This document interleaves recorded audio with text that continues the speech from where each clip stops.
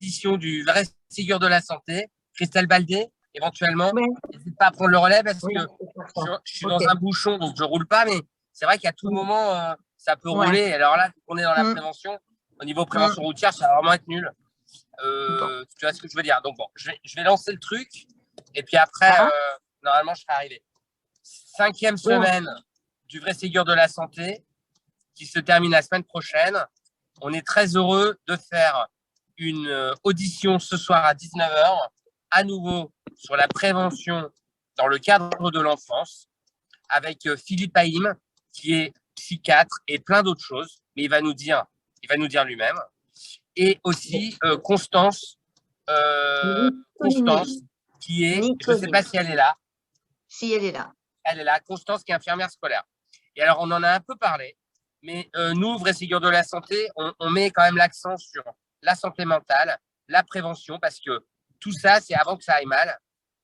Parfois, le harcèlement scolaire, enfin, la prévention, c'est avant que ça finisse très mal. Il y a des morts, hein. Il y a des morts. Donc, tout ça, c'est très important. Évidemment, c'est un sujet qui pourrait nous intéresser, même à visée descriptive. Mais vraiment, ce qu'on attend de vous, Monsieur Haïm et Constance, c'est vraiment des propositions. Ben, alors, je vais laisser Constance se présenter par voilà, et puis Philippe Haïm, après, je vous laisserai faire également. Est-ce que vous êtes là surtout? Vous êtes là? Oui. Oui. Ah, Philippe, je vous vois, enchanté. Et Constance, ah ben, je te vois aussi. Je te vois aussi.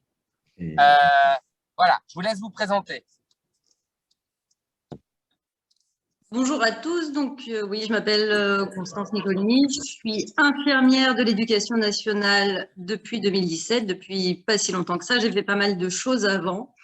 Et donc je suis infirmière en lycée général, technologique, lycée professionnel, j'ai 6 classes d'étudiants et au milieu de tout ça, une classe de 3e.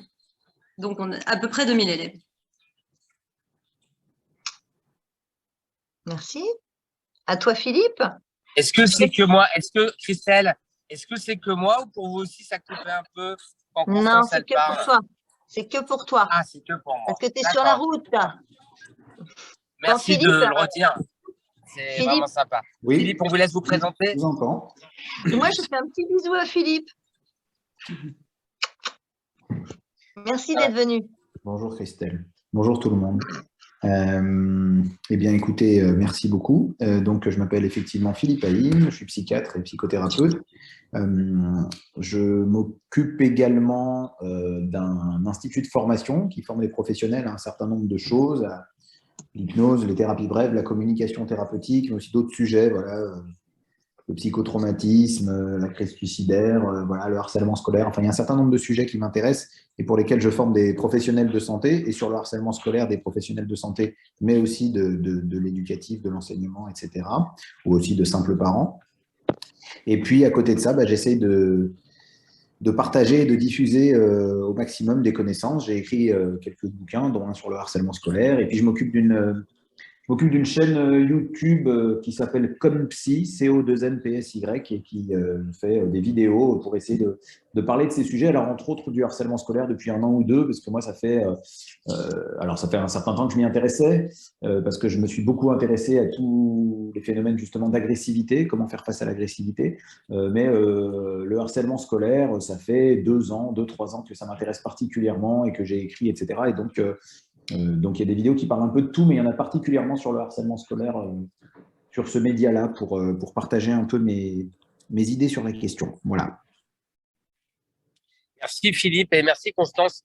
Le harcèlement scolaire, il est tristement devenu médiatique, j'ai envie de vous dire, parce qu'on a tous en tête là des exemples récents qui ont été très médiatisés de gamins harcelés pour lesquels ça s'est mal terminé. Alors, est-ce qu'on doit en déduire que sur ces thèmes-là, il n'y a pas assez de moyens en France? Ou alors, est-ce que ce sont pour vous des épiphénomènes qui ne traduisent pas forcément un manque et une carence de moyens pour ces filières? Ou alors, vraiment, est-ce que vous vous dites, ouais, de toute façon, je doutais que ça devait arriver parce que, compte tenu des modifications sociétales de ces enfants-là, je pense surtout aux réseaux sociaux, hein, et aux nouveaux codes, Est-ce que vous attendiez à cela? Et est-ce qu'il y a effectivement un manque de moyens important? Voilà, je vous laisse répondre dans l'ordre que vous voulez, bien sûr. Il y a pas mal de choses à dire. Je pense qu'effectivement, de toute façon, avec l'apparition des réseaux sociaux, on n'était pas prêt. On n'était pas prêt à faire face en termes d'éducation nationale. On n'était pas prêt à ça parce qu'on n'avait pas tous les tenants et on n'avait pas tous les aboutissants. Que c'est toujours quelque chose d'hyper compliqué en plus parce qu'on n'a pas du tout la main là-dessus. Et puis phénomène non, ça a toujours existé. Peut-être que les mots n'étaient pas posés avant, ou en tout cas pas pris au sérieux suffisamment. Peut-être qu'avant, le problème était aussi, c'est qu'on attendait le drame pour réagir. Aujourd'hui, on comprend qu'il y a peut-être des moyens pour éviter d'arriver à ces drames-là. Donc, ça bouge un peu au niveau de l'éducation nationale, mais peut-être pas encore suffisamment, ou peut-être pas de la bonne façon non plus. Constance, dans le volet prévention, excuse-moi, hein, je te dis ce que j'ai en tête. Moi, il y a un truc que j'ai jamais compris pour avoir 3 enfants scolarisés, dont 2 ados. Il y a un truc que j'ai jamais compris, c'était quand même la tolérance extrême des écoles vis-à-vis de ça. C'est-à-dire que les gamins font ce qu'ils veulent. C'est-à-dire qu'en fait, il n'y a aucune interdiction, il n'y a aucun contrôle de l'éducation nationale, de ce qui se passe sur ces réseaux-là le soir, une fois que l'école est terminée, les règlements de compte sur des messageries multiples et variées, Snapchat, pas tellement Facebook, c'est surtout Snapchat, Instagram éventuel, etc. Et en fait, si tu veux, moi, je suis effaré qu'il y ait… Enfin, les gamins n'ont aucun compte à rendre là-dessus. C'est-à-dire qu'une fois que l'école est fermée, ça peut être la grosse jungle. Et là, l'éducation nationale, moi, à ma connaissance, il ne se passe plus rien. Or, je suis quand même désolé, ils sont quand même dépositaires aussi du comportement de nos enfants. C'est un peu comme des bagarres qui se passeraient devant le portail du lycée ou du collège. L'école, elle est quand même un peu responsable, hein. Donc, c'est quoi votre avis de professionnel là-dessus? Enfin, je sais pas. Responsable, alors oui et non, se déresponsabiliser de ça non plus. Je veux dire, nos élèves, ils viennent nous voir le nombre de fois où ils viennent avec le téléphone à la main, qu'ils nous le posent sous les yeux pour nous dire regardez ce qui s'est passé hier. Le problème, c'est qu'effectivement, l'éducation nationale n'a pas la main sur le fait qu'ils fassent des groupes classes, que des groupes classes se créent et que ça parte complètement en vrille. Maintenant, alors dire qu'ils font rien, c'est peut-être un peu généraliste. Là, je parle de mon établissement parce que je sais exactement ce qui s'y passe et comment ils bossent. Je sais que les CPE ne laissent pas passer. Si le gamin vient, si l'élève vient en disant regardez ce qui s'est passé, c'est pas ils vont y mettre un stop.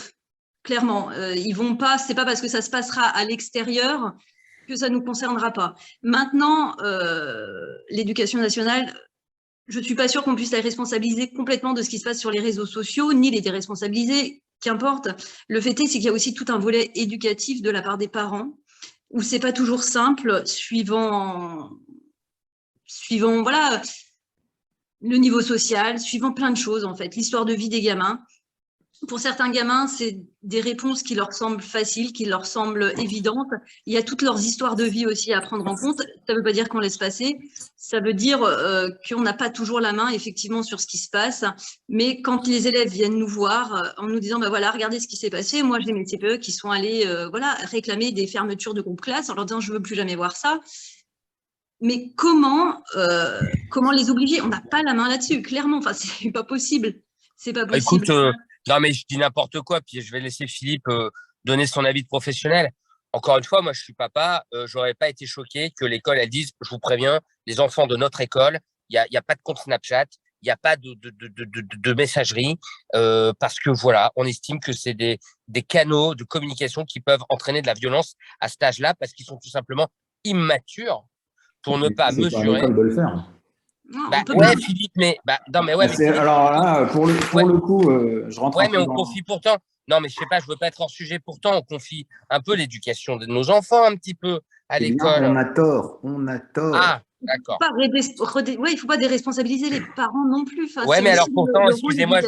Non, mais excusez-moi, je veux pas être chiant, mais je vous rappelle que pendant le confinement, on s'est insurgé du fait que des gamins restaient à domicile parce qu'ils ne pouvaient plus profiter de l'égalité dans l'apport de l'enseignement dont l'école était dépositaire. Et vous savez, et on l'a dit ça.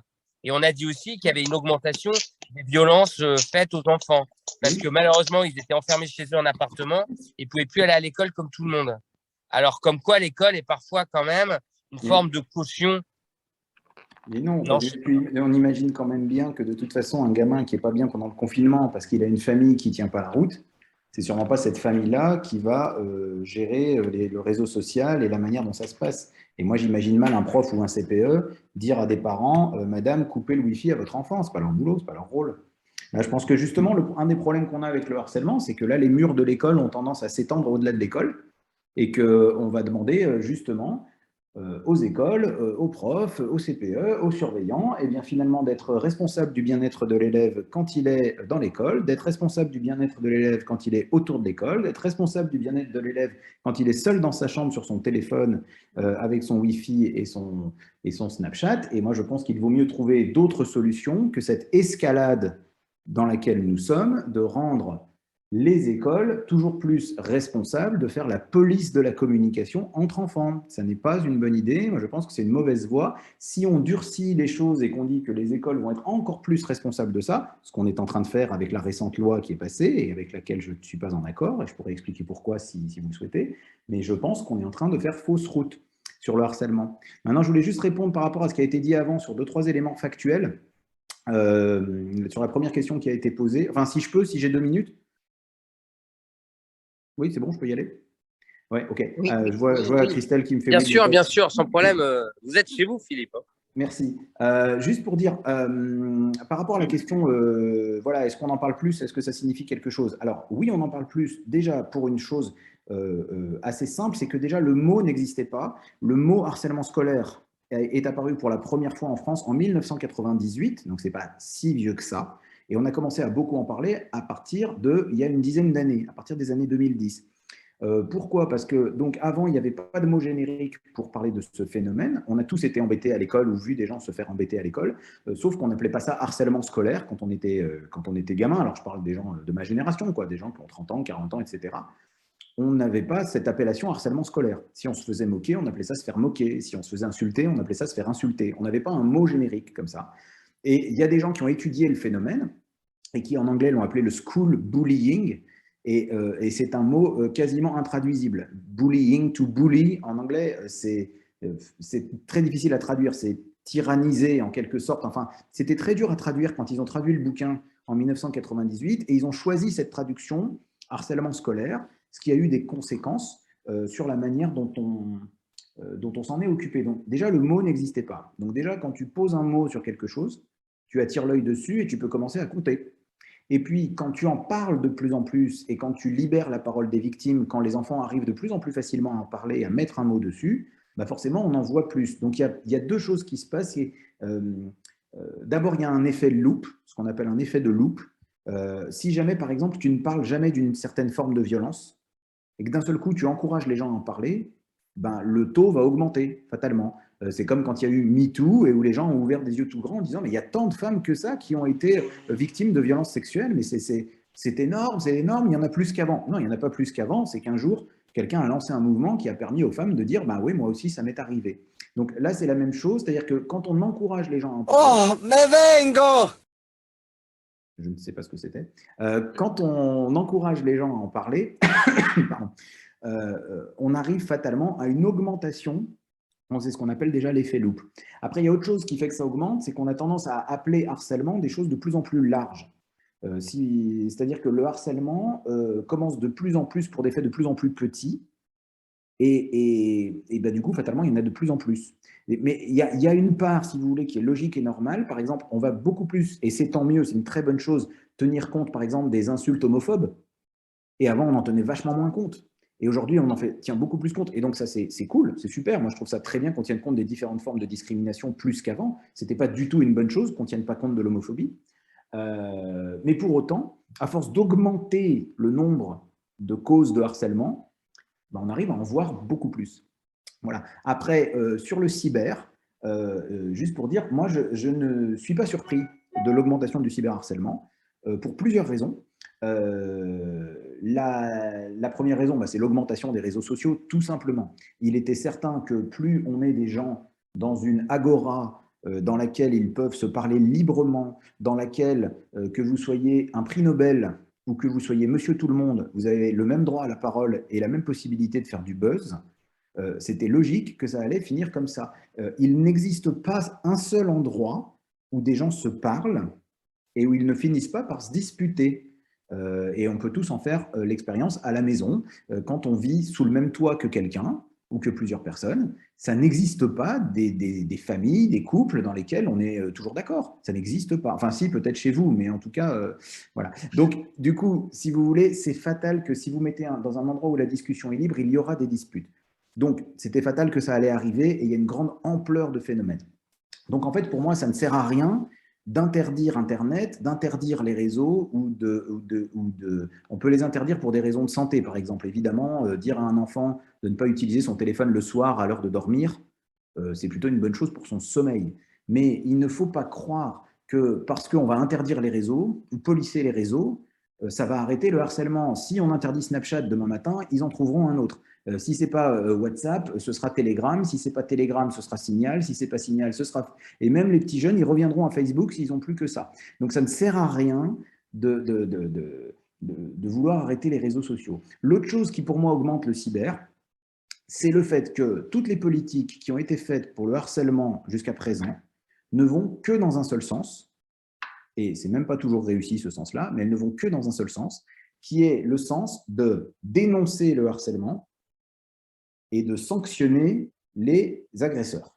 C'est ce qu'on demande, si vous voulez, alors on n'y arrive pas toujours, mais c'est beaucoup, moi quand j'entends les profs en parler, en tout cas, ou les gens qui travaillent dans les écoles, mais je veux bien l'avis de Constance là-dessus, ce qui est quand même beaucoup demandé, c'est, comme elle disait, de mettre un stop, et donc qu'on dénonce, on encourage les enfants à dénoncer, dites ce qui vous arrive, et on encourage les personnels à protéger la victime et à sanctionner l'agresseur. Et le problème qu'on a, et je m'arrêterai là pour le moment, le problème qu'il y a avec cette attitude, c'est que pour moi, elle est contre-productive. Elle est bien intentionnée. C'est très intéressant de dire « je vais protéger la victime, je vais sanctionner l'agresseur », ça paraît très logique. Sauf que quand vous faites ça, ce que vous faites en même temps, quand vous sanctionnez l'agresseur et que vous protégez la victime, vous êtes en train en même temps de dire à la victime « on va te protéger », et en même temps, on est en train de lui dire « ma pauvre victime, tu ne peux rien faire. Je dois agir à ta place. » Et on est en train de dire à l'agresseur, tu as bien fait de t'en prendre à cette personne, parce que cette personne-là, elle ne sait pas se défendre et elle ne sait pas faire face. Et on va te punir et on va te sanctionner. Et alors, ce qui se passe quand les gens sont punis, sanctionnés ou réprimandés, en général, ils sont très fâchés et ils ont envie de se venger. Et du coup, je ne sais pas pourquoi quelqu'un a mis de la musique. Juste quand j'allais conclure. Excusez-moi. Désolé, excusez-nous, j'essaye de virer les pirates, hein, ça arrive de temps en temps. Ouais, merci Audrey, merci. Vas-y, continue Philippe. Et donc, je termine sur ce que je disais. Oui, bien sûr. Quand on essaye de protéger la victime et de sanctionner l'agresseur, donc la victime se dit, moi, je suis venu voir l'adulte parce que je me sentais impuissant. Et effectivement, je suis impuissant puisque l'adulte me dit, surtout ne fais rien, je vais agir à ta place. Et quand on est l'agresseur, on se dit, ah bah tiens, j'ai bien fait de m'en prendre à cette personne parce que c'est une personne qui ne sait pas faire face toute seule. Et puisqu'on me punit, j'ai envie de me venger. Et puisque je ne peux plus me venger à l'école puisqu'on me surveille, je vais me venger quand on ne pourra pas m'attraper, c'est-à-dire tranquillement dans ma chambre, avec le cyberharcèlement. Et donc, du coup… Attends, Philippe. Hein. Ouais, c'est bon. Et du coup… je pense que le cyberharcèlement, paradoxalement, il augmente aussi du fait de certaines politiques anti-harcèlement qui ne sont pas forcément adaptées. Plus on a une politique qui n'est basée que sur le punitif et pas sur l'éducatif, et plus vous aurez une augmentation du harcèlement et non pas sa diminution. Donc, moi, mes idées sur la question, mais je pourrais les développer plus tard si vous le souhaitez, mais c'est qu'il faut qu'on sorte de l'aspect punitif. Et hélas, la dernière loi en date ne va que dans ce sens. Voilà. Alors, je suis mais pas du tout d'accord avec vous, Philippe. Mais moi, je ne suis pas un expert. Donc, je vais, en tant qu'animateur, modérateur, je vais juste donner mon avis, ma petite expérience. malheureusement, je comprends qu'on puisse défendre cela, Philippe, mais encore une fois, je vous dis ça avec la naïveté du fait que je ne suis pas du tout un expert dans votre domaine, hein. Donc je dis ça avec prudence, c'est pour animer la conversation. Je vais juste vous raconter deux choses. On est donc dans un collectif qui a 21 mois, je ne sais plus quel âge exactement, qui aura 2 ans au mois de juillet. En fait, les adultes eux-mêmes ne se contrôlent pas. C'est-à-dire que nous, depuis presque 2 ans, on fait la police. On fait la police parce que les gens, dès qu'ils ont moyen d'écrire ce qu'ils ont dans la tête, ils le font sans filtre. Et nous, avec des adultes, on est obligé de faire la police depuis 2 ans. Ça, c'est le premier point. Le deuxième point, c'est que j'ai 46 ans, je suis très solide, je suis médecin, je suis un père de famille. J'ai fait l'objet d'un harcèlement ciblé pendant de nombreux mois, quasiment pendant 1 an. Moi, qui est un énorme réseau, un peu d'influence sur beaucoup de gens, qui sont en contact avec beaucoup de gens, j'ai eu un mal fou à me dépêtrer de tout ça. Et à ce jour, les gens responsables, il y a des plaintes déposées chez le parquet, il y a des plaintes qui sont instruites, mais ça fait 6 mois. Donc, en résumé, il ne se passe rien. Ça a été jusqu'à des menaces de mort, ça a été jusqu'à contacter des gens de ma famille. Et en fait, là où je voulais en venir, prenant ces 2 exemples-là, c'est que pour moi, voilà ce que je pense. C'est un peu comme l'arme nucléaire. Une fois que ça existe, on ne peut plus la maîtriser. Et c'est pour ça que j'estime qu'en fait, penser qu'avec l'éducation, on va s'en sortir est quand même purement naïf, parce que, encore une fois, depuis 2 jours, là, Philippe, depuis 2 jours, un chirurgien orthopédiste qui se vante d'exercer à Bagnols-sur-Cèze m'insulte en disant que bon, il ne doit pas aimer ce qu'on fait. Mais il m'insulte, j'ai dû appeler son hôpital aujourd'hui.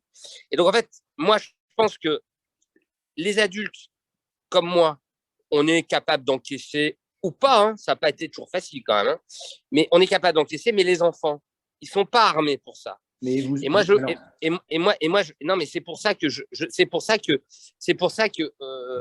moi, si j'étais directeur d'école, il vaut mieux pas que je sois directeur d'école un jour. Si j'étais directeur d'école, je dirais à tous les enfants et à tous les parents, le premier enfant de cette école que je vois qui a un compte, je le vire. Et ces enfants-là, ils apprendront plus tard. Est-ce que je peux répondre du coup? Bien sûr, Philippe. Alors, désolé si mon propos est un peu extrême. Hein. Non, mais apparemment c'est le mien qui l'est, donc je vais quand même essayer de le défendre. Est-ce que vous croyez vraiment que si vous interdisez à des gens d'utiliser Snapchat, ou si vous dites ceux qui ont un compte, je les vire, est-ce qu'en les virant, ils vont arrêter d'embêter les autres? Est-ce qu'en les virant, ils vont se mettre à apprécier les autres qu'ils ont embêtés? Et est-ce qu'en les virant, ils vont… Attendez, et est-ce qu'en les virant, ils apprécieront l'autorité et ils auront envie de lui obéir? La réponse est évidemment non. Philippe, ça va quoi? Non, mais Philippe, ça dépend. Je ne suis pas d'accord avec vous. Hein. Mais je ne veux pas résumer le débat de ce soir à ça. Vous savez à quoi ça me fait penser? Vous l'avez dit d'ailleurs, vous l'avez évoqué. Vous avez dit, il y a quelques années, des gens de notre génération, effectivement, c'est très malin ce que vous avez dit. Vous avez dit, à l'époque, on n'appelait pas ça comme ça, tout à fait, mais il y avait des jeunes qui devaient se battre. Hein, il y avait des bagarres. Bon, il y en a toujours. Hein, mais à l'époque, la violence… quand on disait je t'attends à la récré ou je t'attends à la sortie, bah ça c'était du vrai harcèlement parce qu'il y a des gamins qui vivaient des journées entières à l'école en se disant que le soir ils allaient peut-être se faire taper dessus. Moi j'ai pu être témoin de ce genre de choses-là pour mes gamins ou même pour moi. Je peux vous dire qu'à l'époque, quand le père des enfants chopait les mômes responsables par le callback, en les amenant devant les parents des autres, en leur disant maintenant tout ça, ça va s'arrêter, sinon je vais m'en mêler moi-même et vous allez voir ce qui va se passer. Avec un peu d'autoritarisme, souvent ça s'éteignait tout de suite. Et il valait mieux pas qu'il y ait des revanches après. Alors, je vais vous répondre. Mais je suis peut-être… Excusez mon propos si vous ne le trouvez pas adapté. Hein, non, je trouve surtout qu'il n'est pas conforme à ce qui se passe sur le terrain. C'est-à-dire que… Je me permettrai d'intervenir après… Je vais juste répondre puisque j'ai été… Et puis, je vous passe la parole, Constance, mais juste par rapport à ça.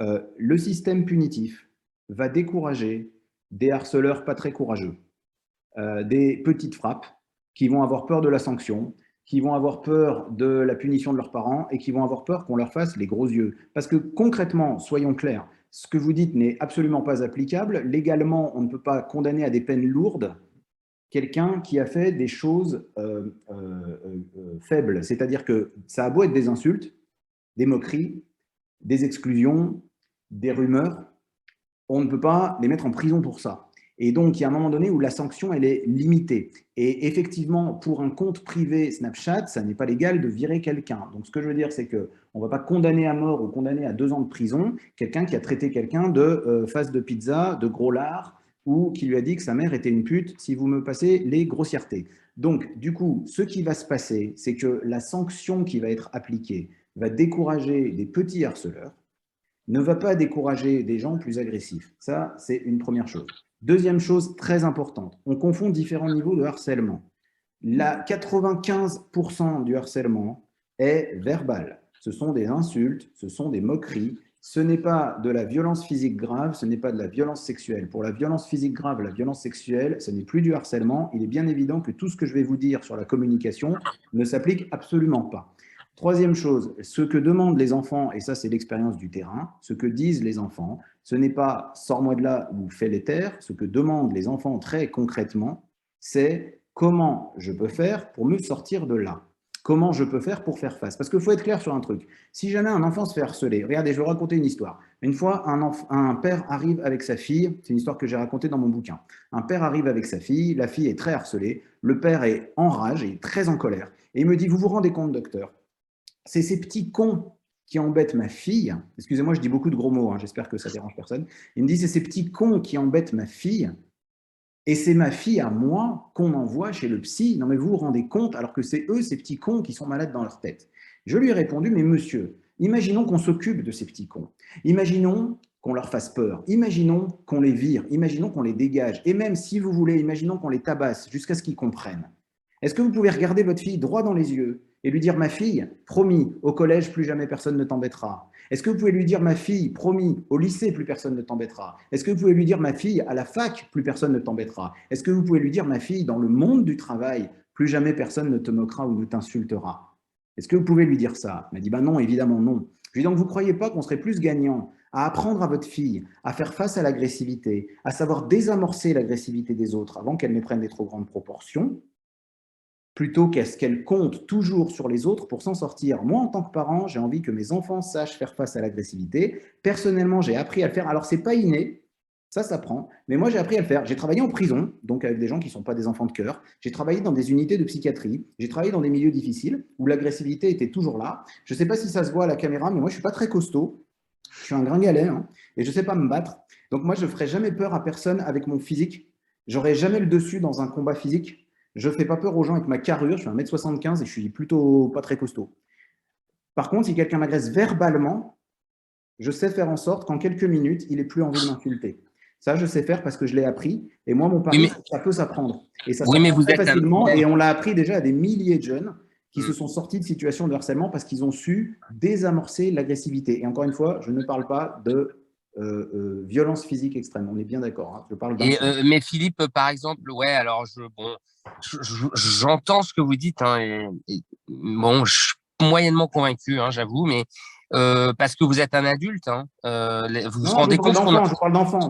Vous avez pas, ouais, mais les enfants, on leur demande déjà beaucoup de choses. Hein. Il y a déjà la moitié des gamins qui ont déjà des parents séparés. Mais je trouve qu'on demande beaucoup de choses à nos enfants. Non, c'est aux parents, moi, que je demande, est-ce que personne ici ne voudrait apprendre à ses enfants à faire face à l'agressivité? C'est la moindre des choses à leur apprendre. Et évidemment qu'on doit leur demander ça aux enfants. Et d'ailleurs, on ne leur demande pas, vous savez quoi? Moi, je leur demande rien, c'est eux qui me demandent.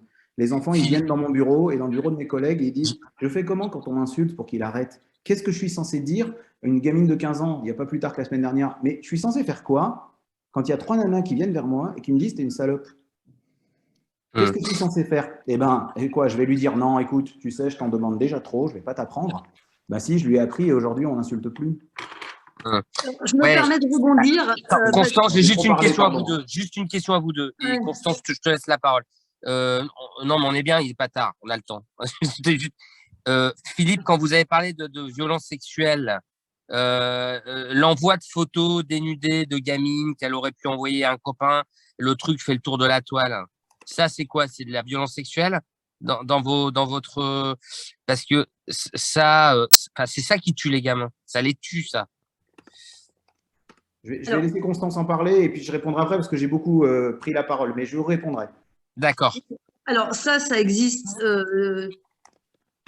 pas tous les jours, mais assez régulièrement. Après, Ça, voilà, Constance, ça revient- tue. Ça tue, ça. Oui, il n'y a pas que ça qui tue malheureusement dans les établissements scolaires. Là, on parle vraiment en fait, de réactivité. Effectivement, je suis d'accord avec le docteur Haïm.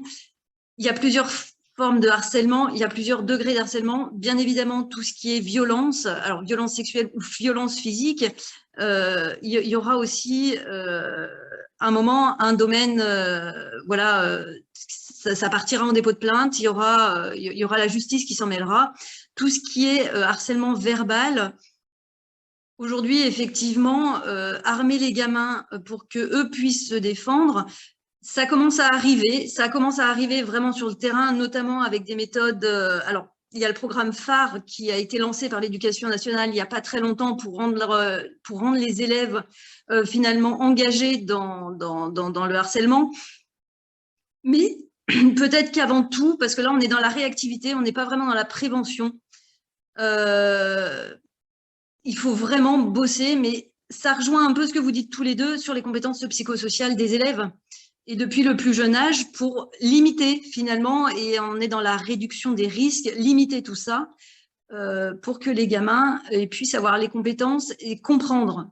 Et finalement d'eux-mêmes que ce n'est pas forcément les choses à faire, qu'ils aient ces ressources-là en fait en eux, et les gamins harcelés qui puissent aussi avoir les ressources effectivement pour se défendre et pour quitter ce statut de victime. Parce qu'on règle par la punition, on déplace le problème quelque part. Et on le voit. Parce que les gamins harceleurs, de toute façon, recommenceront avec d'autres. Et les gamins harcelés, on va les changer d'établissement et ça recommencera dans l'établissement suivant. Il y a vraiment un positionnement à ce moment-là. Et puis, Et Constance, alors, est-ce quelque qu'il chose y a des... par rapport à ça, vous parlez des gamins harceleurs qui recommenceront. Il faudrait aussi ajouter un truc qui est quand même fondamental et qui montre aussi l'inanité de la punition et de stigmatiser, de criminaliser des jeunes gens, c'est que quand même il y a énormément de harceleurs, et souvent les harceleurs les plus coriaces, les plus féroces et ceux qui sont plus cruels, ce sont des gens qui ont un passé de harcelés. Là, il y a un film qui est sorti sur le harcèlement qui est absolument terrible, qui s'appelle Un Monde, et qui montre bien une chose très importante, entre autres, c'est que ce gamin-là est harcelé d'une manière extrêmement, éminemment cruelle. Je préviens, il y a des scènes dures à regarder, tellement c'est cruel ce qu'il subit, et ça finit par se retourner, et il finit, ce gamin-là, dans une souffrance extrême, à devenir lui un harceleur et à torturer d'autres gamins. Et on pourrait se demander, si c'est lui qui se fait attraper à ce moment-là et qui se fait dénoncer et qu'on le punit, mais vous imaginez le truc, vous imaginez ce gamin qui a, avec tout ce qu'il a souffert, et c'est lui qui va être exclu ou puni. Et est-ce que vraiment, on n'est pas en train de créer les gens qui vont être des délinquants après? Je veux dire, il y a aussi des gamins qui harcèlent les autres, ils se font tabasser à la maison, et le seul endroit où ils ont un peu de contrôle sur le groupe social, c'est dans la cour de récré. Si on commence à les stigmatiser et à les défoncer, parce que la dernière loi, c'est ce qu'elle fait, elle prévoit des peines pénales extrêmement lourdes, lourdissimes. Et moi, j'ai des histoires aussi que certains collègues ont vécues, de gens qui ont été punis comme ça, une gamine qui a eu une amende, enfin ses parents, de 70 000 € pour harcèlement. Et cette gamine, elle a une histoire d'avoir été harcelée pendant des années. Vous imaginez l'injustice qu'elle vit? Donc non, c'est pas là qu'elle est prête à reconnaître qu'elle a fait quelque chose de mal. Pour elle, elle a moins fait que tout ce qu'elle a subi. Donc, je veux dire, les choses simplistes comme on a dans les approches légalistes, pour ça, moi, je suis content de parler dans un collectif qui parle de santé, parce que je pense qu'il faut une approche basée sur la santé et pas basée sur la loi. Et aujourd'hui, les approches ministérielles sont basées sur la loi, et je pense que c'est une impasse. Et c'est pour ça que ça ne marche pas.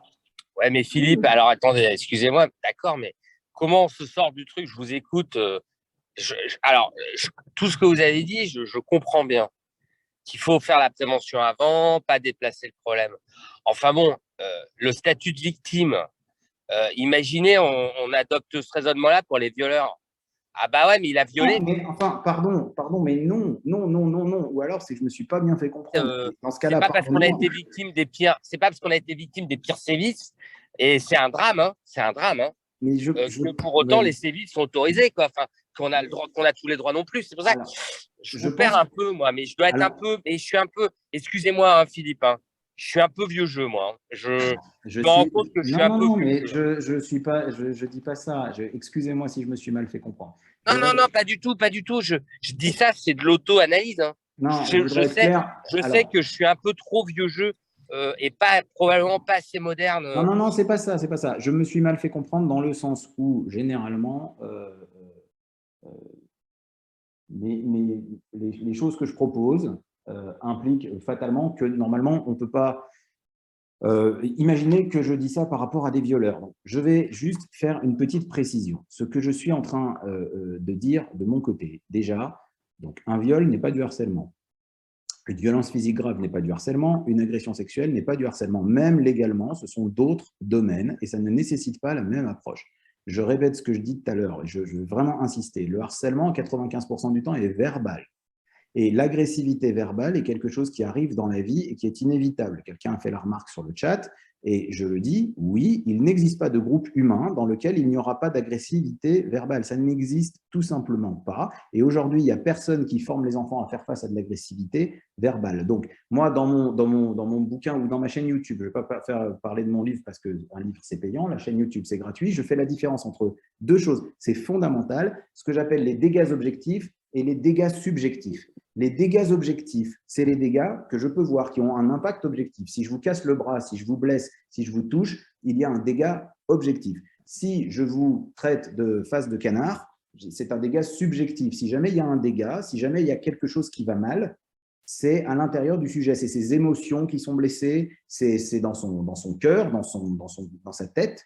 Mais il n'y a pas de blessure physique. Si vous me traitez de débile, si vous dites, par exemple, tout ce que vous dites, vous le dites avec beaucoup de gentillesse, mais si jamais vous étiez moins gentil, Arnaud, et que vous disiez, vous êtes vraiment un débile, vous dites n'importe quoi, ce que vous dites, c'est de la merde. Si jamais j'étais souffrant de quelque chose par rapport à ça, ce serait subjectif. C'est moi qui souffre, c'est dans ma tête.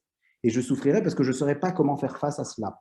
Donc, moi, je dis juste que la plupart des… Évidemment que si quelqu'un est violé, évidemment qu'il faut punir l'agresseur. Et ils sont sous-punis, et c'est trop correctionnalisé. Et je suis tellement solidaire du combat féministe, vous n'avez pas idée, parce que moi, en tant que psychiatre… Pourtant, Philippe, en l'occurrence, l'exemple pris, vous savez sûrement mieux que moi que souvent les violeurs ont été violés. Hein. C'est pourtant un exemple valable sur le papier, je veux dire. Hein. Mais pour autant, ça ne dédouane pas. Le statut de victime ne dédouane pas quand même de la responsabilité. Et là, juste, et je complète juste, et je vous laisse reprendre tout de suite, c'est quand vous dites, mais j'espère que je me trompe, hein, mais bon, je vous dis, je sais que je ne suis pas très fort en tout ça, moi, mais la jonction, la nuance, elle est quand même très tenue hein, parfois. Parce que le harcèlement, quand on dit violence physique grave,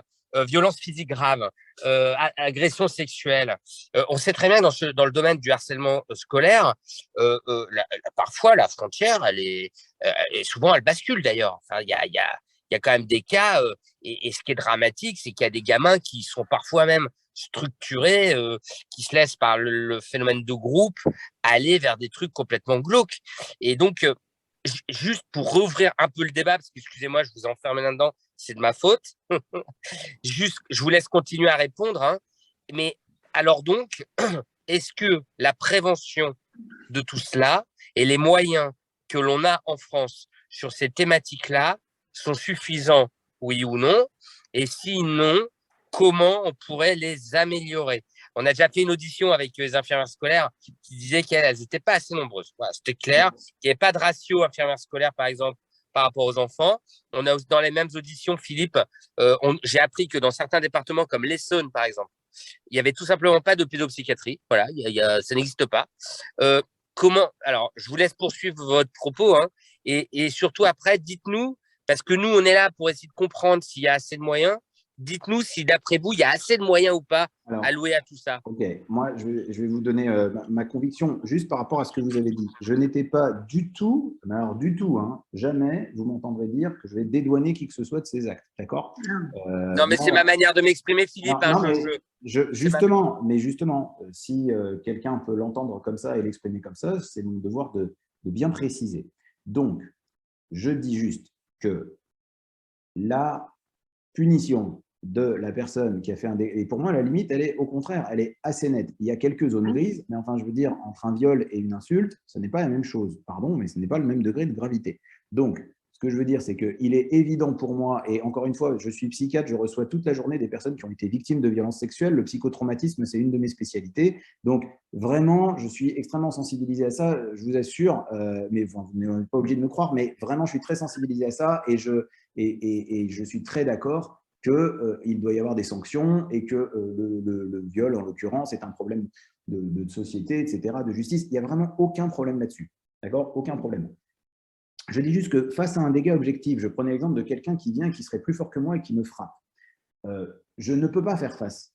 Il est plus fort que moi, il va me frapper. Donc, j'ai besoin d'être protégé. J'ai besoin que quelqu'un m'aide, j'ai besoin de m'enfuir, ou j'ai besoin d'essayer de contre-attaquer. Mais si je peux, mais je veux qu'on m'aide et je veux aller voir la police en disant « on m'a frappé, on m'a cassé le bras ». Je vais porter plainte. Mais si, par exemple, je vais dire bah, « vous savez quoi, j'ai fait un zoom et puis il y a un mec qui m'a dit que j'étais un débile », je crois qu'ils ne vont pas prendre ma plainte, en fait. Donc, ce que je veux dire, c'est que ce n'est pas parce que la personne a subi, je ne dis pas que c'est parce que la personne a subi du harcèlement et qu'elle devient harceleur que ça la dédouane. Je ne dis pas que ça la dédouane. Je dis que la stigmatiser ne va pas l'aider. C'est tout ce que je dis. Stigmatiser les agresseurs ne les aide pas à agresser moins. C'est un fait. La punition dans l'éducation ne marche pas. La punition dans la répression sur le plan social, c'est une grosse discussion. L'efficacité des prisons, c'est une grande discussion dans laquelle, je vous assure, on n'a aucun intérêt à entrer pour ce débat maintenant. Mais sachez que c'est une énorme discussion chez les juristes, chez les philosophes. Est-ce que la punition fonctionne ? Dans certains cas, dans tous les cas, jamais, tout le temps, c'est un gros débat. Moi, je dis juste que là, il y a un problème de compétence sociale. On a des enfants qui se sentent impuissants, qui me disent comment je peux me sortir de là et qui n'apprennent pas ça. Il faut bien comprendre que le harcèlement, ça commence petit et que même quand il y a des cas graves, ça commence par des petites insultes, ça commence par des petites choses. Si à ce stade-là, on apprenait aux enfants à savoir quoi faire pour que ça se calme, virtuellement, vous auriez très peu de cas de harcèlement grave.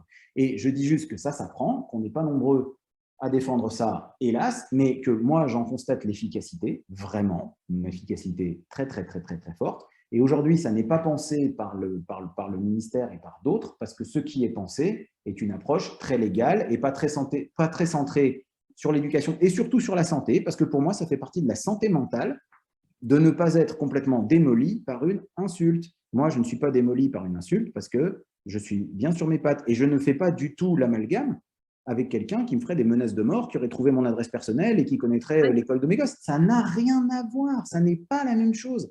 Il faut vraiment distinguer. Donc maintenant, en termes de moyens, si vous voulez, moi, c'est pas que la question des moyens, j'ai un peu de mal à l'évaluer, puisque justement, ma critique personnelle, c'est que l'ensemble des moyens, si vous voulez, sont alloués à faire de la dénonciation, de la surveillance, et que la seule chose qui est faite en termes de prévention, quand on parle de prévention au niveau du ministère, c'est d'aller dans les écoles pour expliquer ce que c'est que le harcèlement, expliquer en quoi ça fait mal, faire des pancartes, des exposés et dire c'est vraiment pas bien d'harceler les gens, ça leur fait beaucoup de mal, et puis en plus on peut prendre des fortes punitions, donc vous ne devriez pas le faire. Voilà, moi je dis que ça c'est inefficace. Pour moi, ce qui manque, c'est l'apprentissage de compétences aux enfants pour savoir faire face. Et si vous le souhaitez, après, moi j'ai quelques idées de propositions, mais je vais laisser parler Constance parce que, encore une fois, j'ai trop parlé, pardon. Bah, non, mais voilà, effectivement, moi je vous rejoins complètement. Il y a beaucoup de bonnes intentions. Il y a des choses qui bougent. Ça y est, on parle enfin de la méthode PICAS, donc enfin de la… voilà, ça commence à bouger. La préoccupation partagée, c'est des choses qui sont nouvelles, sauf que ça ne prend pas forcément, puisque pour ça, il faut quand même des gens qui sont formés, il faut des formateurs compétents, il faut des gens formés dans les établissements. Chose qui n'est pas le cas. En exemple, je discutais avec une de mes profs stagiaires, sensibilisation au harcèlement, quelques heures dans leur cursus, et ils sont surtout sensibilisés à faire du repérage. Donc, ils repèrent. On est encore une fois pas dans la prévention. Ils repèrent, ils parlent avec le gamin, mais ils ne savent pas quoi faire en plus de ce que leur dit l'élève. Ils ne savent pas, ils ont aucune notion, ils ne savent pas, donc ils renvoient. Donc ils renvoient à l'infirmière, ils renvoient à la psy-EN, ils renvoient à l'assistante sociale, parce que de toute façon, le harcèlement scolaire, clairement, ce n'est pas l'affaire d'une personne dans l'établissement. Il faut absolument que ça soit un travail en équipe pluridisciplinaire. Ça, c'est une évidence. Alors, on parle du manque de moyens, on parle du manque de temps. Voilà, je suis seule dans mon établissement pour 2000 élèves. Donc, effectivement, j'aimerais y passer beaucoup plus de temps, ce qui n'est pas toujours faisable, possible, parce qu'il y a le harcèlement, parce qu'il y a la sécurité routière, parce qu'il y a vie sexuelle et affective, parce qu'il y a l'égalité filles-garçons, parce qu'il faut promouvoir le sport, parce qu'il faut faire plein de choses. Il faut être de partout. Plus on est de toute façon de partout, et moins on est efficace. Voilà, moins on est efficace, ça c'est clair. Mais voilà, de toute façon, en termes de prévention, il y a finalement peu de choses de fait. Effectivement, aujourd'hui, on est dans l'action, on est dans le repérage, on investit les élèves au travers du programme phare, donc l'idée n'est pas mauvaise. Mais voilà, c'est pour booster les journées non au harcèlement, les établissements… Les moyens sont alloués pour le… Est-ce qu'il y a des moyens pour ce programme, Constance? Vous avez suffisamment de moyens pour le mettre en place? Alors, il est tout neuf, ce programme. Il est sorti pas dans les lycées, c'est plutôt orienté vers les écoles et vers les collèges. C'est voilà, par rapport au climat scolaire, c'est rendre les élèves acteurs. En fait, le but de ce programme-là, c'est d'avoir des élèves référents en termes de harcèlement scolaire qui vont pouvoir sensibiliser leurs camarades. Donc aujourd'hui, c'est ça, c'est avoir aussi des référents en termes de personnel, donc des profs, des CPE. Donc ils montent leurs équipes, ils ont des formations, encore une fois, aucunement en communication. Comment mettre en place la méthode PICAS si personne n'a de formation en communication, ne serait-ce que le minimum, l'écoute réflexive pour pouvoir… voilà, que l'harcelé se sente écouté et pour aider l'harceleur à justement à cheminer et à comprendre ses faits. Parce que voilà, on le punit, encore une fois, ouais, on déplace le problème et ça, on le voit très bien. Ça arrive qu'il faille changer d'établissement scolaire les élèves. Oui, on dépasse le problème, on ne le résout pas, encore une fois. Donc, on n'est pas dans le préventif. Il faut absolument travailler sur les compétences psychosociales des élèves et ça, on peut le faire. Mais pour ça, les instituteurs doivent être aussi accompagnés parce qu'on leur en demande de plus en plus. Dans les collèges, c'est la même chose. Donc oui, des idées pour bosser sur la prévention. Moi, j'ai des collègues assistantes sociales, des collègues infirmières, des CPE, des profs. Il y en a des idées innovantes, il y en a, mais on n'a pas les moyens ni le temps de les mettre en place. Ça demande beaucoup d'énergie parce qu'il y a beaucoup de freins aussi au niveau éducation nationale. Quand on veut faire intervenir des intervenants qui ne sont pas éducation nationale, ça demande beaucoup de travail. Mais je pense qu'effectivement, une des pistes dans la réduction de risque, c'est de développer les compétences psychosociales, de bosser sur des projets, mais hyper ludiques. Il faut s'amuser avec les gamins pour que ça prenne de toute façon. Il faut arrêter de faire des formations descendantes parce qu'ils vont être attentifs, voilà, quelques heures, ça va marcher un jour ou deux, mais finalement, on ne pérennise pas l'action, on ne pérennise pas la sensibilisation. Donc ça, c'est mon avis. Partir sur les compétences psychosociales des élèves, effectivement. C'est la réduction de risque. Malheureusement, c'est comme la sécurité routière, je ne pense pas qu'on arrivera à zéro. Donc, c'est important que aussi tout le travail de repérage, tout le travail autour de la préoccupation partagée, autour de la méthode PICAS, autour de la communication. Et voilà ce que moi, je rejoins le docteur Haïm dans sa façon de penser. Il faut aussi donner des outils à ces élèves harcelés, des outils de communication pour faire face. Alors, encore une fois, on parle de violence sexuelle, mais voilà, moi, clairement, si demain, j'ai un élève qui est dans une situation de harcèlement verbal, ça ne sera pas traité de la même façon qu'une élève ou qu'un élève qui vient me raconter qu'il est violé. Très clairement, les dispositions ne seront absolument pas les mêmes, et heureusement quelque part. Et du coup… Punir quand c'est extrêmement grave, voilà. Quand on parle de viol, quand on parle de violence physique, oui, on n'est pas contre les… Enfin, je ne suis pas contre la punition. Oui, ce n'est pas un truc anti-sanction, bien sûr. Non, ce n'est pas ça, voilà. Mais voilà, il faut adapter suivant le niveau de gravité, effectivement. Et ça passe par l'évaluation de toute façon. Ça passe par le moment où on écoute l'élève. Après, moi, si je veux être un peu concret aussi, du coup, puisqu'on est au moment plus des propositions, je dirais que de toute façon, cette approche punitive, je ne crois pas qu'on va y échapper complètement, puisque là, encore une fois, il y a une loi récente qui est passée, qui est extrêmement pénale, extrêmement punitive, et parce qu'il n'y a pas d'autre solution qui est proposée. Comme je disais tout à l'heure, c'est bien de dire aux enfants d'aller voir les adultes quand ils sont harcelés, encore faut-il que l'adulte ait quelque chose à leur dire. autre que comment le tu vas faire. voir, on va le punir, ou on va le surveiller, Ouais. ou alors on s'en fiche, c'est des jeux d'enfants. Bref, donc ce que je veux dire, c'est qu'on ne va pas y échapper. Moi, mon idée, c'est pas de proposer des choses contre. Si ça tenait qu'à moi, bien sûr, on ferait autrement, mais ce n'est pas moi qui décide. Par contre, de dire qu'il manque des choses en complément. Il manque des choses en complément. Pour moi, c'est comme vous parliez de la sécurité routière, je vais prendre une métaphore, mais par exemple, bien entendu, si quelqu'un grille un feu rouge, provoque un accident, il doit être puni. C'est évident. Et moi, on m'a appris à respecter le code de la route. On m'a appris à respecter la vitesse, le feu rouge, etc. Mais par exemple, on m'a donné des petits conseils un jour. Par exemple, il y a un conseil que je n'avais pas oublié quand je faisais la conduite accompagnée avec mon père. Il m'avait dit un petit truc comme ça.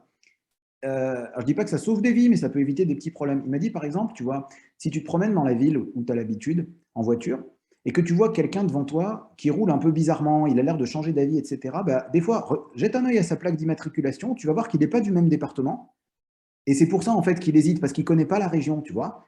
Eh bien, c'est tout bête comme conseil, et je ne dis pas que ça va éviter un immense carambolage, mais peut-être que ce mec-là, je vais me comporter un peu différemment avec lui, je vais faire un peu attention, je vais lui laisser la place, je vais avoir un comportement différent, qui fait que ça va être plus confortable pour tous les deux. Bah, je dirais que le harcèlement, c'est pareil. Si quelqu'un provoque un carambolage, c'est-à-dire il me pète la gueule, il me menace, il me viole, bon, ok, il faut faire ce qu'il faut. Mais si quelqu'un il est dans un comportement un peu limite, il commence à moquer, il commence à insulter, et qu'on m'a donné 2-3 tuyaux pour que ça ne s'aggrave pas, eh bien, je suis extrêmement gagnant. Et ça, c'est ce qui manque. Donc moi, mes idées concrètes, de toute façon, un truc qui est réclamé depuis un moment, mais je pense que ce serait bien pour les enfants qui, parce que de toute façon, on n'empêche pas 100% du harcèlement, même si tout le monde m'écoutait, promis juré. Donc, les gens qui subissent des choses graves et qui sont fortement perturbés psychologiquement, moi, je pense que ce serait une bonne chose que les consultations qu'ils ont soient prises en charge et remboursées, même si c'est avec un psychologue. Parce que le problème, c'est que effectivement, il y a des endroits où il n'y a pas de pédopsychiatre, il y a des endroits, les centres médico-psychologiques, et d'abord pas dans tous les endroits, si vous voulez un rendez-vous dans un centre médico-psychologique pour enfants, des fois vous avez 1 an, 2 ans d'attente, donc quand vous allez mal, bah, c'est quand même la merde. Et sinon, il reste aux gens les psychologues libéraux ou les psychiatres libéraux, qui parfois ont de la passe un peu avant.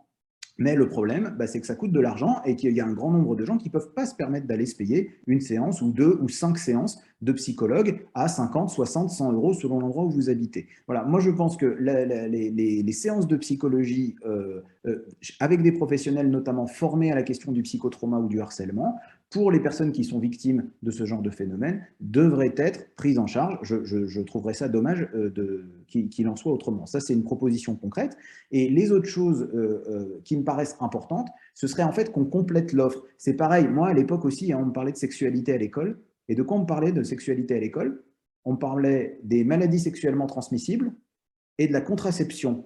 Donc, on m'a montré comment on se sert d'un préservatif. Hein. La prof de SVT qui déroulait un préservatif sur un machin, c'était assez marrant. Et qui nous a parlé du sida et du machin. Heureusement, les choses bougent. Et maintenant, on ne parle pas que du fait qu'il faut éviter de tomber enceinte sans l'avoir voulu ou de se protéger des MST. On parle aussi de la question du consentement. On parle aussi du fait qu'il faut être d'accord. Et bien ça, c'est une belle évolution et c'est des compétences sociales que les gens apprennent, et notamment les filles, à savoir dire non, à savoir qu'elles peuvent exprimer leurs désirs, à savoir qu'elles peuvent changer d'avis, etc., etc. Ben, je dirais que c'est un peu pareil. Il manque quelque chose. Et ce qui manque, ben, par exemple, quand on éduque les gens à Internet, en général, on leur dit « fais attention ». Ne donne pas rendez-vous à des inconnus, des fois c'est des pédophiles qui se maquillent, fais attention de ne pas aller dans des trucs interdits, si tu vois des images choquantes, n'hésite pas à les dénoncer. Eh bien, il manque quelque chose. Moi, je pense qu'il faut une éducation à la sociabilisation sur les réseaux sociaux. Il ne faut pas se voiler la face. Les gamins sont tous sur les réseaux, ils sont comme nous, même plus que nous. Et moi, je serais favorable à ce qu'il y ait une éducation aux réseaux sociaux qui soit de dire, ben voilà, tu vas être dans des endroits où il y a beaucoup de monde qui discute. Que se passe-t-il si une discussion tourne mal? Comment on fait pour se retirer d'une discussion? Comment on fait pour bloquer quelqu'un pour pas qu'il nous importune? Comment on fait pour répondre à des insultes sans que ça s'envenime? Comment on fait pour apaiser un débat et pas forcément l'augmenter? Et si jamais on l'augmente, comment on assume les conséquences après? Donc, il y a des choses à apprendre en termes de compétences sociales. Et enfin, la dernière chose, et qui est pour moi la principale, moi, c'est ce que j'essaie de promouvoir. Donc, j'essaye. Alors, j'ai appris que ça dépendait des départements, Constance, c'est-à-dire qu'il y a des endroits où effectivement, faire venir des formateurs hors éducation nationale, c'est très compliqué. Si vous n'êtes pas estampillé avec toutes les recommandations possibles, je ne sais pas comment on fait, il faut du piston, je ne sais pas comment ça marche, j'ai essayé. Et il y a des endroits où il y a des gens qui arrivent quand même à nous faire un peu venir pour écouter un peu autre chose, à faire des petites conférences, des petites formations. Mais moi, mon rêve, ce serait qu'on apprenne aussi, j'aimerais bien apprendre aux gens, ou que des collègues ou n'importe qui apprennent aux enseignants qui, eux, pourraient apprendre aux enfants, ou d'apprendre directement aux enfants, aussi des compétences sociales, des compétences relationnelles dont nous manquons tous, mais qui s'apprennent. Et notamment, pour moi, cette compétence qui est fondamentale et que j'essaye d'apprendre au maximum d'enfants et d'adultes que je rencontre, comment se comporter face à quelqu'un d'agressif verbalement. Ça s'apprend. Ça n'est pas inné, ça s'apprend, je vous assure. Ben moi, je crois que ça devrait faire partie des apprentissages. Vous savez, je vais vous dire un dernier truc, et puis je laisse la parole, mais c'est un truc qui me fait défendre cette idée. Je ne sais pas ce que vous tous, les uns les autres, vous vous rappelez de ce que vous avez appris à l'école. Moi, je me rappelle de pas grand-chose de ce que j'ai appris à l'école entre la maternelle et le lycée. Je sais que ce que j'ai retenu, c'est soit les apprentissages fondamentaux. Bon, Dieu merci, je sais encore lire, écrire, compter. Mais honnêtement, je n'étais pas hyper fort en histoire. Les équations du second degré, j'ai plus à en résoudre depuis 20 ans, donc en gros, je ne sais plus faire. Les formules de physique, pourtant, je n'étais pas mauvais en physique, j'ai eu une putain de bonne note en physique, mais aujourd'hui, je repasserai le bac, je ne l'aurai pas. Donc, ce que je veux dire, c'est que je n'ai pas retenu grand-chose de mon collège-lycée. Mais vous savez, par contre, ce que j'ai jamais oublié de mon collège-lycée, j'ai pas oublié mes premières amitiés, j'ai pas oublié mes premiers amours, j'ai pas oublié mes premiers râteaux, j'ai pas oublié mes premières insultes, j'ai pas oublié mes premiers baisers, j'ai pas oublié mes premières moqueries, j'ai pas oublié les premiers concours un peu entre copains de qui c'est qui est le plus beau, pour le dire poliment. J'ai pas oublié ce que les filles elles vivaient quand elles se transformaient et comment. Tout ça, j'ai pas oublié. Je vais vous dire ce qu'on apprend le plus à l'école, c'est les relations aux autres. Et combien il y a d'heures de cours sur les relations aux autres? Rien du tout. Donc, moi, ce que je voudrais dire, c'est qu'il faudrait qu'il y ait des heures de cours sur les relations aux autres et notamment sur les relations agressives. Et je vous promets que ça diminuerait grandement le nombre de gens harcelés. Voilà. Alors, Constance, je vais te laisser parler et conclure parce qu'il est, il est 20h. Je voulais quand même dire à Philippe qu'à 20h, il a enfin dit des trucs avec lesquels je suis d'accord. Non, mais je le dis sous la forme d'une boutade, Philippe, prenez pas ça mal du tout. Hein. Mais je trouve que l'éducation aux réseaux sociaux, alors ça, l'apprentissage, c'est fondamental. Ça devrait. J'ai vu passer Cécile qui disait éducation, comme l'éducation aux gestes de premier secours, ça devrait être indispensable. Comme aussi, Philippe, on a recommandé dans d'autres auditions de l'éducation au devenir parent, parce qu'en fait, on pense que ça diminuerait les violences aux gamins si on leur expliquait qu'il y a des gamins qui braillent toute la nuit. Ça paraît des choses toutes bêtes, hein, mais et évidemment aussi, Philippe, à apprendre aux enfants à gérer les violences verbales. Et ça paraît tellement évident. Et il faudrait sûrement apprendre tout ça très tôt à l'école. Très, très tôt. Donc, merci pour ces belles propositions. Nos scripts, j'espère que vous avez noté. Constance, il faut conclure. Mais... Oui, alors, plusieurs choses. Enfin, plusieurs choses. On va aller vite, on va synthétiser. Il faut aussi leur donner les moyens d'avoir des repères parce qu'on a aussi des élèves qui trouvent normal de se faire insulter. Donc, il faut aussi leur donner les moyens d'avoir des repères dans le respect envers eux-mêmes. Alors, envers autrui, bien sûr, mais aussi envers eux-mêmes parce qu'ils ne l'ont pas tous. Donc, il faut aussi bosser sur cet axe-là pour eux, le respect envers eux-mêmes, le respect envers autrui et voilà, leur donner des repères de ce qui est acceptable ou pas parce qu'on en a qui ne parlent pas, qui disent rien parce que c'est acceptable pour eux. Et donc ça pose aussi un problème de ce côté-là. Docteur Haïm, je ne vous cache pas que j'arrive assez facilement à faire intervenir des personnes qui ne sont pas éducation nationale. J'ai dérouillé tous les systèmes depuis plusieurs années maintenant. Peut-être qu'on vous contactera pour vous faire venir, du coup, parce que c'est quand même hyper intéressant. Et on a des gamins voilà, dans le bassin où je suis en particulier qui en ont grandement besoin et ça les aiderait à réfléchir sur eux, à réfléchir sur autrui. Mais voilà, bosser les compétences psychosociales, pérenniser ça sur plusieurs années, dès l'école maternelle, dès l'école primaire, mais par pitié, sous forme de jeu. Mais avec des moyens. Avec des moyens. Parce que, bien sûr, avec des moyens. Des moyens humains, des moyens matériels. Oui, non, mais donc il manque, mais c'est juste, réponds-moi juste à ça. Il manque, qui c'est qui peut faire ça? Qui c'est qui peut apprendre ça aux enfants? C'est nous. Alors, faut des, faut des formateurs forcément compétents. Il faut que ce soit pyramidal, en fait. C'est-à-dire que… Oui, par exemple, il faut arrêter le « il faut » descendant. Admettons, ça pourrait être ce que je dis moi ou ce que dit quelqu'un d'autre. Je ne dis pas ça pour ramener à moi, vraiment. Mais imaginons que quelqu'un trouve un quelconque intérêt à ce que je raconte et se dit, tiens, c'est intéressant ce qu'il dit. Mais en fait, en gros, il faut faire une formation renforcée à 10 personnes qui en forment 10, qui en forment 10, qui en forment 10. Par exemple, moi, on m'a déjà demandé d'aller dans les écoles pour parler aux enfants. Et je leur ai dit… Oui, parce que des Philippe Haïm, il n'y en a qu'un, quoi. Non, mais il y en a peut-être d'autres. Ce que je veux dire, c'est que moi, je suis déjà allé dans des écoles pour parler aux enfants. Mais j'ai dit aux dirigeants de l'école, je leur ai dit, mais attendez, si je forme des enseignants, chaque enseignant, il en forme 25 de gosses, 50, et puis tous les ans. Donc en fait, il faut former des gens qui forment des gens qui forment des gens. Il faut une espèce d'organisation un peu pyramidale parce que ça fait du monde. On ne peut pas les former tous les profs d'un coup. Donc on peut le faire. Il y a des gens qui peuvent le faire. En tout cas, donc vous avez dit qu'il faut former. Il faut pyramidaliser le machin, quoi. Voilà. Donc, dans votre idée, dans votre schéma pyramidal, ce serait, par exemple, si on parle de la maternelle, ce serait de former les enseignants, donc, à ça. Oui, mais alors il répondra sûrement, un des freins, ils répondront, on n'a pas le temps parce qu'on doit en faire beaucoup. Et c'est pour ça qu'à ce moment-là, il faut plus de monde. D'accord. Bon, écoutez. Plus de moyens de main. D'accord. C'était passionnant. Mais Philippe, elle existe votre formation ou vous venez de la décider ce soir? Ah non, pas du tout. Alors, moi, j'ai une formation, d'ailleurs, j'en fais une à Paris bientôt, là, le 23-24 mai. Le truc, c'est que, voilà, pour moi, la formation, elle existe. Ça fait des années que je forme notamment des professionnels de santé.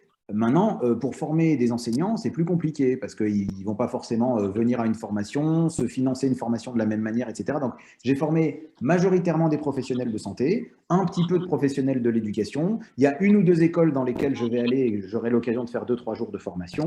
Et j'espère comme ça commencer à en faire parler. Il y a aussi une association qui est en train de se monter autour de ça. Mais oui, c'est une formation qui existe et qui a lieu. Et s'il y a des gens qui veulent s'y former, avec plaisir, parce qu'il y a beaucoup à dire. Oui.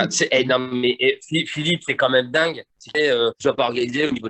Voilà, c'est tout. Il faut faire des écoles de Philippe Haïm et apprendre aux gamins à ne pas subir la violence et à ne pas taper les autres. Ça prend, en tout cas, vous savez, les quelques profs que j'ai formés, les quelques profs qui ont bien voulu, parce que je sais qu'ils n'ont pas toujours le temps et que c'est difficile. Il y a quelques profs qui ont réussi à prendre sur leur temps, à passer un week-end, à se financer la formation, etc. Ils sont venus. Les quelques-uns qui l'ont fait, ils ont commencé à faire des ateliers avec leurs élèves parce que eux, par contre, ils ont une petite marge de manœuvre. Ils peuvent prendre quelques heures. Et ben, ils ont pris quelques heures avec leurs élèves et c'est juste magique quand vous voyez des enfants de 6e à qui on a appris au début de l'année, en quelques ateliers de 2 heures, et ben maintenant, ils savent répondre à une insulte. Donc, moi, j'adorerais, je ne sais pas comment on fait, mais moi, je rêverais justement d'aller former des profs, d'aller former des personnels de surveillance, d'aller former des gens là. Si vous voulez, l'idée, vous êtes dans un Ségur de la santé, que la santé, qu'une partie de cette santé, parce que encore, pour moi, ça fait partie de la santé mentale, de savoir la santé relationnelle, si vous voulez, et qu'une partie de cette santé passe un peu à l'éducatif, tout comme on apprendrait le massage cardiaque à des gens, et ils ne sont pas médecins, et ils peuvent faire du massage cardiaque. Et bien c'est pareil, on va leur apprendre une compétence qu'ils vont ensuite transmettre aux enfants. Très bien. Voilà, moi j'ai envie de faire ça. Il faut vraiment qu'on arrête. Il est 20h10. Ouais, tout le monde il faut à tout prix qu'on coupe. Parce que il y a le journal télévisé, il faut qu'on voit ce qui se passe. Non, c'est pas ça, c'est que c'est la 3e audition de la journée. Il faut qu'on mette tout le monde au repos, sinon on ne tiendra pas jusqu'au bout. Merci à tous les deux, c'était passionnant. Là, c'est un Zoom. Mais Philippe et Constance, on peut rester en lien, surtout pour faire les bonnes propositions. Donc, notre collaboration n'est pas complètement terminée. C'était très intéressant, c'était passionnant, et il vaut mieux rester aux manières anciennes et ancestrales. Et donc, c'est bien d'ouvrir les choses. S'il y a des gens qui veulent se former, et surtout d'axer sur la prévention. Et voilà, n'hésitez pas à me contacter s'il y en a qui sont intéressés pour aller plus loin, le bouquin, la formation, les vidéos, je suis prêt à répondre. Voilà, je cherche des passeurs de relais. Constance, merci beaucoup. N'hésite pas à rester en contact avec nous si tu veux aller plus loin dans les propositions, parce que, bon, de toute façon, on va vous solliciter parce qu'on va écrire le résumé de cette audition qui fera l'objet d'un chapitre dans notre livre. Et donc, voilà, on s'assurera avec vous que c'est bien conforme à vos idées et aux nôtres. Il faut quand même qu'on soit d'accord aussi. Voilà. Merci beaucoup. Rendez-vous demain, tout le monde. Je crois qu'il y a une audition à 12h15. Merci Constance, merci Philippe. Ravi d'avoir fait votre connaissance, Philippe. Constance, on se connaît un petit peu. Donc, je vous dis à très bientôt. Et À bientôt, merci beaucoup encore. Merci pour votre patience et votre indulgence face à des non-initiés comme moi. À bientôt. À bientôt. Merci. Merci, Au revoir. Au revoir.